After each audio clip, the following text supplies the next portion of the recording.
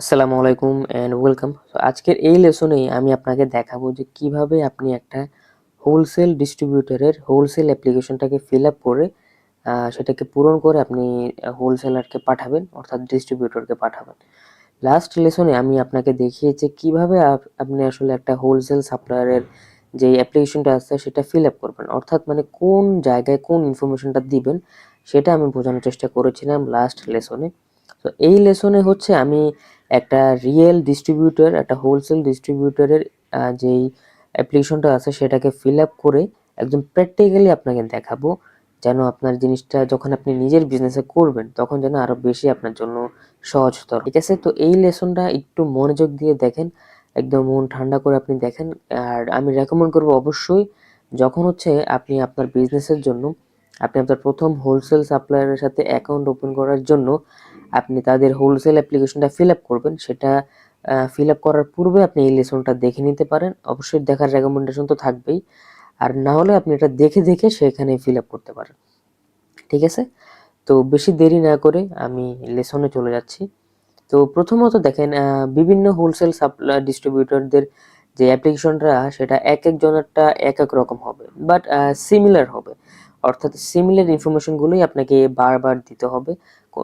কোনোটা আগে দিতে হবে, কোনোটা পরে দিতে হবে, বা কিছু ইনফরমেশন বেশি দিতে হবে বা কিছু ইনফরমেশন কম দিতে হবে, বাট ঘুরে ফিরে জিনিসটা একই থাকবে। ঠিক আছে, তো দেখেন এটা হচ্ছে একটা আপনার ডিস্ট্রিবিউটর, একটা হোলসেল ডিস্ট্রিবিউটরের হচ্ছে অ্যাপ্লিকেশন। তো দেখেন প্রত্যেকটা হোলসেল সাপ্লায়ারদের আপনি এই যে অ্যাপ্লিকেশনে যে জিনিসপত্রগুলো আছে সেগুলো আপনি একবার পড়ে নেবেন। তাদের পুরো অ্যাপ্লিকেশনে যে জিনিসগুলো আছে সেগুলো একটু একবার চেষ্টা করবেন সবসময় পড়ে নেওয়ার, যে তারা কি কি ইনস্ট্রাকশন দিয়েছে বা কি করতে নিষেধ করেছে বা কি কি ইনফরমেশন তাদেরকে দিতে বলেছে সেটা আপনি পড়ে নেবেন। তাহলে আপনার অ্যাকাউন্ট ওপেনিং আরো কুইকার হবে। যদি আপনি ডিলে করেন, আপনি যদি ওদের রিকোয়ারমেন্ট অনুযায়ী সুন্দর করে ওদেরকে অ্যাপ্লিকেশনটা ফিল আপ করে না দেন এবং আপনার প্রয়োজনীয় ডকুমেন্টেশনগুলো ওদেরকে যদি না দেন, তাহলে তারা আপনার অ্যাকাউন্ট ওপেনিংয়ে অনেকটা ডিলে করবে। ঠিক আছে, তো এখানে দেখেন এই সাপ্লাইটার নাম হচ্ছে আপনার লিবার্টি মাউন্টেন। এখানে ওদের ওয়েবসাইটের লিঙ্ক দেওয়া আছে। প্রত্যেকটা ডিস্ট্রিবিউটর মানে আপনার সাপ্লায়ার, আমি এখানে ডিস্ট্রিবিউটর সাপ্লায়ার বলতে একই জিনিস বোঝাচ্ছি। ঠিক আছে, আমি যখনই যে জিনিস ডিস্ট্রিবিউটর অথবা সাপ্লায়ার বলবো দুইটা একই। প্রত্যেকটা ডিস্ট্রিবিউটর আপনার এরকম সিমিলারই থাকবে, তাদের কোম্পানির লোগো থাকবে, তারপর অ্যাড্রেস, ফোন এবং আপনার ওয়েবসাইটটা থাকবে। তো এখানে দেখেন কাস্টমার অ্যাপ্লিকেশন চেকলিস্ট, এখানে তারা অনেক কিছু বলেছে যে thank you for your interest in Liberty Mountain, মানে ওদের কোম্পানির নেম হচ্ছে এটা। তারপর হচ্ছে ডিস্ট্রিবিউটর এই সেই একটু মানে বলছে আর কি।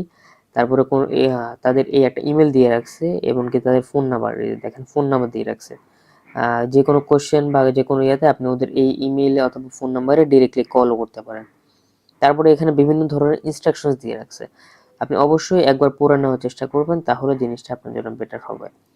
তো এখন এগুলো কিন্তু আপনাকে কিছু ফিল আপ করতে হবে না, জাস্ট পড়ে নেবেন কোনো ধরনের ইনস্ট্রাকশন আছে কিনা।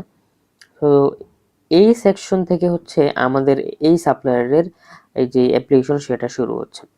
তো একদম উপর থেকে শুরু করে দেখেন ফর অফিস ইউজ, দেখতে পাচ্ছেন ফর অফিস ইউজ, এটা মানে হচ্ছে এটা এখানে আপনাকে কিছুই করতে হবে না, এটা টোটালি হচ্ছে সাপ্লায়ারের নিজেদের পক্ষ থেকে তারা পূরণ করে নেবে। তো আপনার বিভিন্ন হোলসেল সাপ্লায়ারের অ্যাপ্লিকেশনে এটা থাকতে পারে যে ফর অফিস ইউজ বা অফিস ইউজ অনলি, এরকম থাকবে। দেখেন এখানে কিছু জিনিস পূরণ করার অপশন আছে, বাট এটা আপনার জন্য না। তারা এটাকে সুন্দর করে বক্স করে এখানে লিখে দিছে ফর অফিস ইউজ, অর্থাৎ এটা তারা পূরণ করবে, এটা আপনি করবেন না। ঠিক আছে, তো আপনার কাজ হচ্ছে এখান থেকে স্টার্ট হবে customer application and sales agreement. তো প্রথমে আমরা যে জিনিসটা দেখতে পাচ্ছি সেটা হচ্ছে কোম্পানি নেম। এটা আমি গত লেসনে বলে দিয়েছিলাম, এটা মানে হচ্ছে আপনার এলএলসি নেমটা, অর্থাৎ আপনার বিজনেস নেম। হ্যাঁ, তো ধরেন এটা আপনি পূরণ করবেন। ফর এক্সাম্পল আমি দিলাম কোম্পানি নেম হচ্ছে এটা কার্ডভেরো এলএলসি। আপনার যেই কোম্পানির নেমটা হবে, অর্থাৎ আপনার যেই এলএলসি নেমটা হবে, আপনি সেটা এখানে ফিল আপ করে নেবেন। ঠিক আছে, তারপরে ওয়েবসাইট অ্যাড্রেস, আপনার যে ওয়েবসাইটটা রয়েছে সেটাকে আপনি এখানে পুট করবেন www ডট, আমি ফর এক্সাম্পল দিচ্ছি কার্ডভেরো এলএলসি ডট কম। আমি এখানে সবকিছু একটা অ্যাজাম্পশন হিসেবে দিচ্ছি, এখানে কোনোটাই এলএলসি রিয়েল না, আমি জাস্ট একটা উদাহরণ হিসেবে আপনাকে একটা দেখাচ্ছি।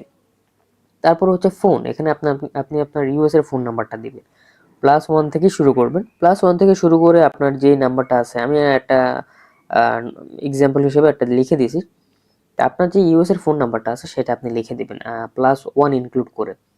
তারপরে এই যে এখানে দেখেন, how did you hear about Liberty Mountain. তো এটাও আমি লাস্ট লেসনে বলে দিয়েছিলাম যে আসলে মানে অনেক সময় তারা জিজ্ঞেস করে যে আপনি তাদের সম্পর্কে কিভাবে জেনেছেন। এটার অ্যান্সার আপনি এনিথিং দিতে পারেন, কারণ হচ্ছে এটা আসলে ম্যাটার করে না যে আসলে আপনি তাদের ব্যাপারে কিভাবে জেনেছেন। তো আমি দিচ্ছি হচ্ছে ভেন্ডর রেফারাল, অর্থাৎ মানে ব্র্যান্ড রেফারাল। আমি ব্র্যান্ডের মাধ্যমে তাদেরকে খুঁজে পেয়েছি, তো এই জন্য আমি দিয়েছি। বাট এখানে আমি চাইলে অন্য কিছু দিতে পারি বা আপনিও দিতে পারেন, এটা আসলে কিছুই ম্যাটার করে না, ঠিক আছে? আপনি যেটাই দেন কোনো ধরনের কোনো ইফেক্ট করবে না, এটা আপনার যেটা খুশি আপনি সেটা দিতে পারেন, কোনো সমস্যা নেই। তারপর এপি নেম, এখানে এরকম এটা হচ্ছে অ্যাকাউন্ট পেয়েবল নেম। এখানে আপনি আপনার ইনফরমেশন দিবেন অ্যাজ এ এলএলসি ওনার, আপনার কোম্পানি ওনার হিসেবে। তো আপনার কোম্পানি ওনার আপনি নিজের ইনফরমেশন দিবেন। ফর এক্সাম্পল আমি দিচ্ছি আমারটা এমডি নাহিদ হাসান। হ্যাঁ, তারপর হচ্ছে ইমেইল।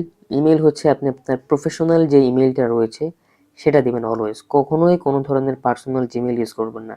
আপনাকে অবশ্যই একটা প্রফেশনাল ইমেল দেওয়া হবে যখন আপনি এলএলসি করবেন, বা যদি এলএলসি করেছেন তাহলে দেওয়া হয়েছে, আপনি সেটাই ইউজ করবেন। তো অবশ্যই সবসময় সেলসটা ইউজ করবেন, sales@carverollc.com। আপনার যে প্রফেশনাল ইমেল সেখানে এরকম sales@ আপনার company name.com থাকবে, তো আপনি সেটাই ইউজ করবেন সবসময়।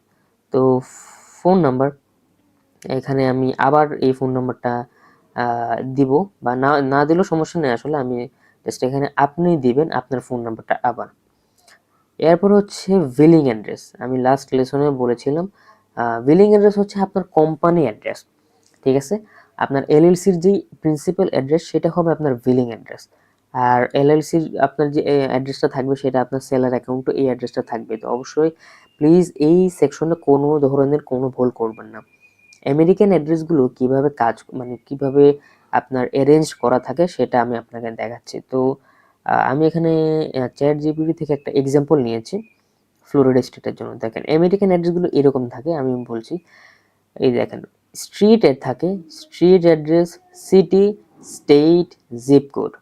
আমি আবার বলছি, street address, city, state, zip code, এইভাবে একটা ফরমেশন আকারে থাকে, ঠিক আছে?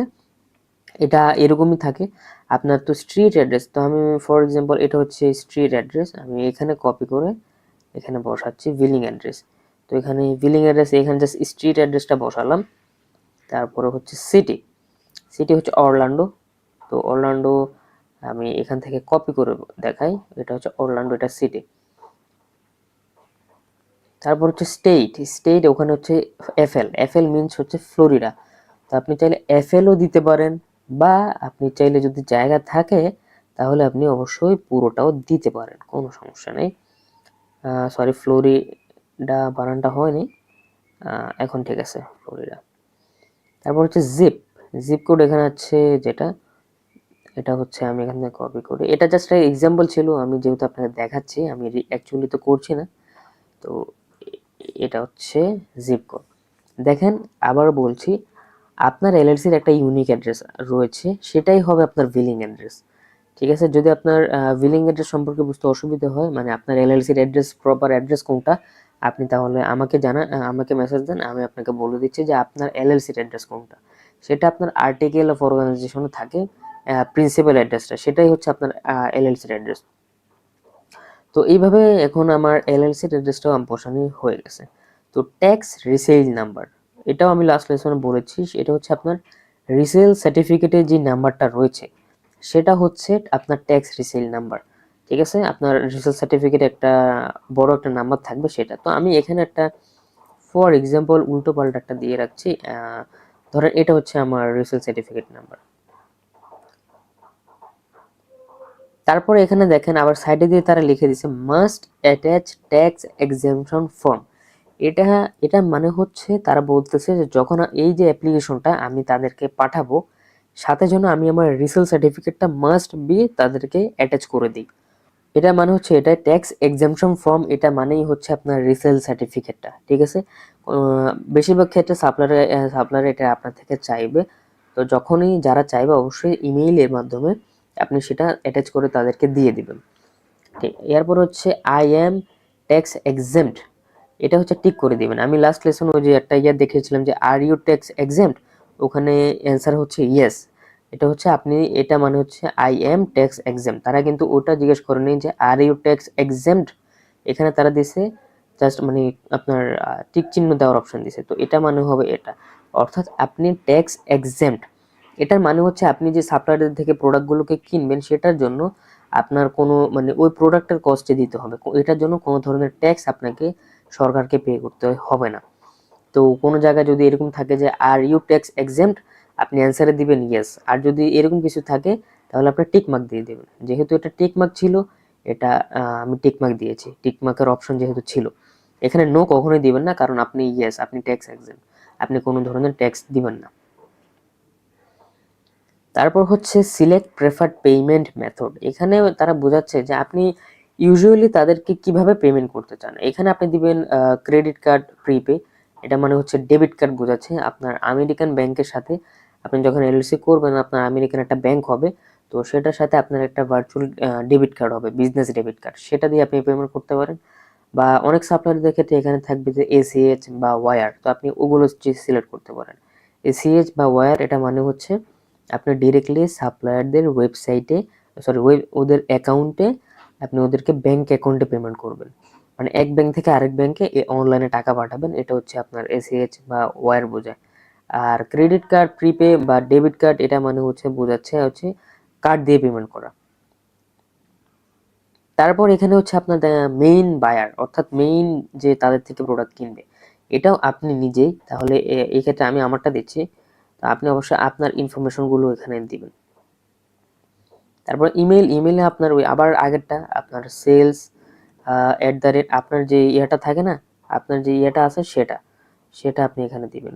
তো আপনার এলএলসির ইমেইলটা, আমি আমারটা এখানে এক্সাম্পল হিসেবে দিচ্ছি। এখানে আবার ফোন নাম্বার চাইছে, আবার দিবেন। তারপরে এখানে হচ্ছে শিপ টু অ্যাড্রেস, অর্থাৎ আপনি যখন সাপ্লায়ার থেকে প্রোডাক্ট কিনবেন তখন তারা কোথায় এই প্রোডাক্টটা পাঠাবে। আমি রেকমেন্ড করব, যখন আপনি সাপ্লায়ারদের সাথে অ্যাকাউন্ট ওপেন করতেছেন, আপনি কিন্তু এখন প্রেপ সেন্টারের সাথে যোগাযোগ করেন নাই, তো সেই ক্ষেত্রে শিপ টু অ্যাড্রেসে আপনি আপনার বিলিং অ্যাড্রেসটা দিতে পারেন। কারণ একবার অ্যাকাউন্ট ওপেন হয়ে গেলে পরে আপনি এই জিনিসটাকে আবার চেঞ্জ করে নিতে পারবেন।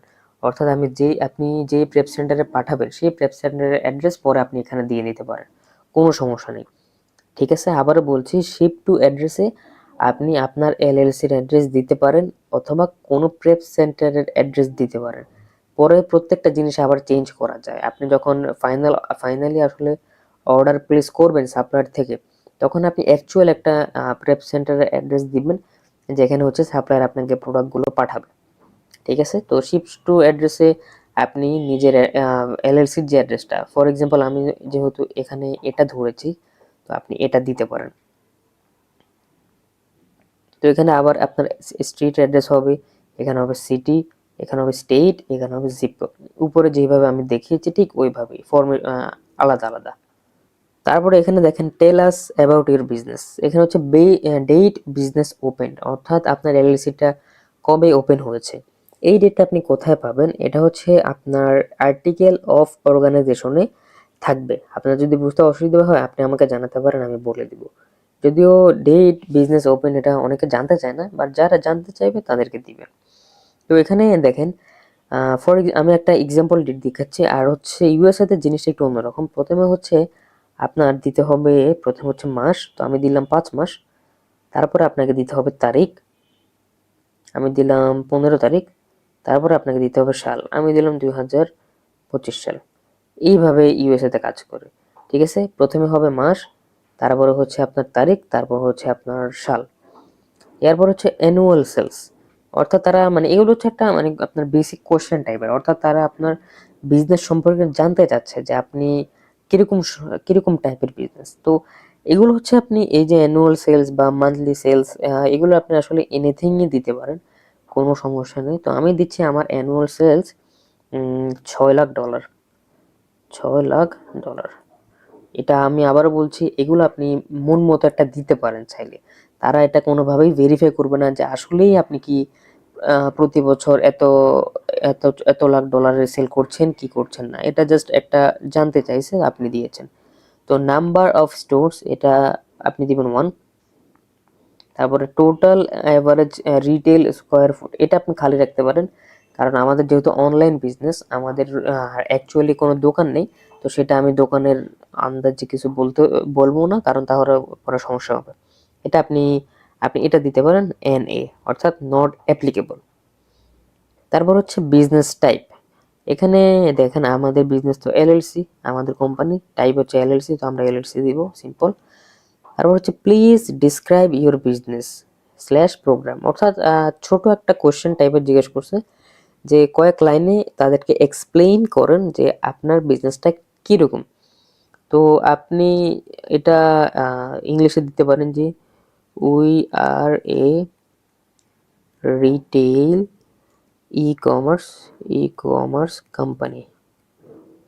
আমার এখানে রিটেইল বানানটা যদিও হয়নি, এখানে রিটেল বানানটা হয়নি। We are a retail e-commerce company that sells on multiple websites.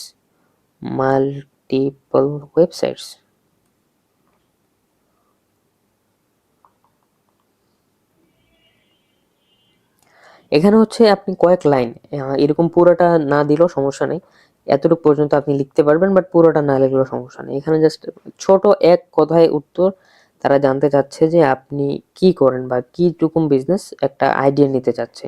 তো আপনি অবশ্যই এখান থেকে একটু বেশি লিখতেই পারেন যে আপনি কিরকম টাইপের প্রোডাক্ট বিক্রি করেন, এই সেই আর কি।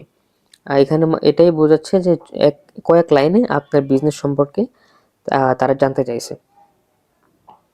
তারপর হচ্ছে এখানে হচ্ছে সেলস চ্যানেল, অর্থাৎ মানে কোথায় কোথায় আমরা বিক্রি করি, ঠিক আছে। তো এখানে ইন্ডিপেন্ডেন্ট ওয়েবসাইট আমি দিলাম, এখানে হচ্ছে 50% আমরা আমাদের নিজেদের ওয়েবসাইটে বিক্রি করি।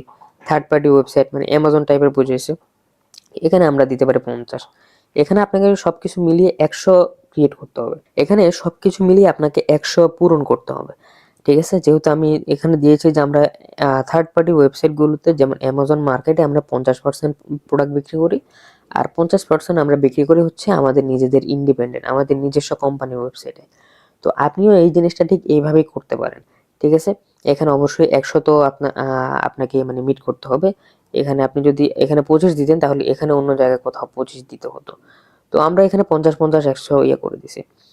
তারপর হচ্ছে নেমস অফ এডিশনাল কন্ট্যাক্টস, অর্থাৎ আপনার আপনার আপনি ব্যতীত থেকে অন্য কেউ যদি থাকে যে আপনার কোম্পানি আন্ডারে কাজ করতেছে, তো আপনি তার ইনফরমেশন এখানে দিতে পারেন।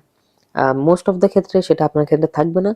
তো এখানে আপনি জাস্ট একটা সেকশনে আপনার নিজেরই ইনফরমেশন আপনি দিবেন, ঠিক আছে। তারপরে ইমেলটা হচ্ছে আপনি ওই আপনার sales@, আপনার কোম্পানি নেম.com। সো আমি ফর এক্সাম্পল তো এটা ইউজ করছি, আমি এটা দিচ্ছি। তারপরে ফোন নাম্বার এখানে আপনি আপনারটা দিতে পারেন, নিচেটা আপনি খালি রাখতে পারেন, কোনো সমস্যা নেই। যেহেতু যেহেতু যেটা অ্যাকচুয়াল আপনার ক্ষেত্রে অন্য কেউ কাজ করছে না, তো অবশ্যই আপনি এটা ফাঁকাই রাখবেন। তারপর হচ্ছে ট্রেড রেফারেন্স, এটা হচ্ছে আমি লাস্ট লেসনে বলেছি, এটা মানে কি আমি আবারও বলছি। ট্রেড রেফারেন্স কিছুটা হচ্ছে আপনার ধরেন তারা জানতে চাচ্ছে যে আপনি বর্তমানে আপনি কোন কোন সাপ্লায়ারদের সাথে মানে কোন কোন ডিস্ট্রিবিউটরদের সাথে কাজ করতেছেন অ্যাক্টিভলি, যাদের সাথে কাজ করতেছেন তাদের যে কোনো একটা নাম, তারপরে ইমেল, আর এখানে ফ্যাক্স দিতে বলতেছে। তো এটা আপনার 99.99% ক্ষেত্রে সেটা হচ্ছে আপনার খালি রাখবেন, কারণ এটা হচ্ছে আপনার ম্যান্ডেটরি না। দিয়ে রাখছে যদি আপনার কেউ থাকে যাদের সাথে বর্তমানে আপনি কাজ করতেছেন, আপনি তাদের ইনফরমেশন এখানে দিতে পারেন, বাট অবশ্যই এটা ফাঁকা রাখলেও কোনো সমস্যা নেই। কিন্তু যে আপনি এখানে এনে দিতে পারেন, অর্থাৎ নট অ্যাপ্লিকেবল, সবগুলো ঘরে এখানে এনে দিয়ে দিবেন, তারা সহজে বুঝতে পারবে।